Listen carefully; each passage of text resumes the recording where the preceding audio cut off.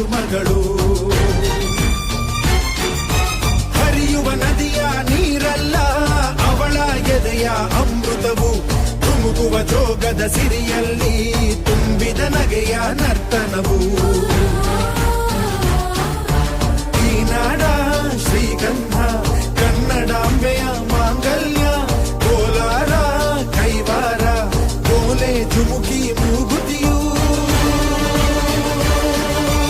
ಇದ್ದರೆ ಬದುಕುನಿ ನನ್ನೈ ಮನ್ನಲಿ ಮಡಿದರೂ ಹೆಮ್ಮೆಯೇ ಕನ್ನಡ ಮಣ್ಣಲಿ ಧರ್ಮದ ತೌರಲಿ.